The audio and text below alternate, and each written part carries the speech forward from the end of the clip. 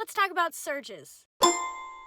In Uber, it's called a surge, and on the driver app, it looks like a collection of red hexagons. The darker the color, the higher the surge. In Lyft, it's called prime time, and it looks like pink rectangles, which sometimes may be orange if they're lighter. Now, the big question is, what is a surge? A surge is a calculation of number of potential riders divided by number of drivers. Now, for the purposes of demonstration, let's assume it's a 1-to-1, but in reality, it's probably more like a 3-to-1. So if the calculation is greater than 1, then there's a surge. If the calculation is less than 1, then there isn't a surge. In less mathematical terms, if there are less drivers than there are passengers, there's a surge. However, something notable is that the number of passengers is not determined by number of rides being ordered. It's actually determined by number of people looking at the passenger app. As you may have seen in my other videos, a lot of drivers use the passenger app to look at where other drivers are to get a better idea of where they should be. This means that if there are a lot of drivers clustered in one area, they may accidentally be causing a surge. But since, like I said, the equation's probably more like a 3-to-1 than a 1-to-1, it's unlikely. So what does all this mean for you? If you see a surge and you start driving into the area, you are changing the equation by adding one more driver into the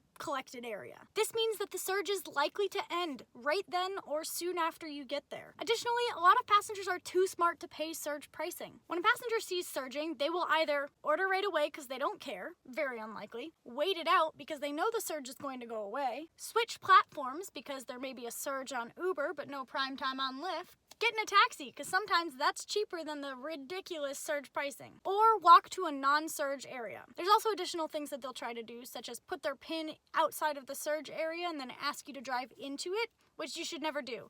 Only pick your passenger up at the PIN. They may also lie about you in order to try to get that fee removed the next day when they're sober. This is one of the reasons that it's very valuable to have dash cams and take screenshots of all of your rides. Although surges are very tempting, I do not chase the surge. Passengers are getting too smart and it's just not worth it for a couple of extra dollars. However, if you are someone who wants to chase the surge, I recommend sitting within the surge and declining all the rides that are outside of the surge area. You'll be able to tell if it's a surge area because it will have a little surge symbol and it will give you a number. Again, always take screenshots and check your rides. Uber tries to get away with a lot of shady things and the app is not perfect. There are a lot of things that happen accidentally and you might have to contact support. I hope this video was helpful. As always, make sure that if you're a new driver, you use someone's referral code. If you've already signed up and it's within 7 days, you can usually still add a code. Contact me if you need more information, as sometimes they will request it. Additionally, my subscriber rate has recently been climbing, and that's very exciting. I know it's kind of tacky to talk about it, but if you'd like to subscribe, I recommend that you please do. I'll continue to put out these videos as long as I continue to have things to say, so if they've been helpful, please subscribe and share them. Or don't.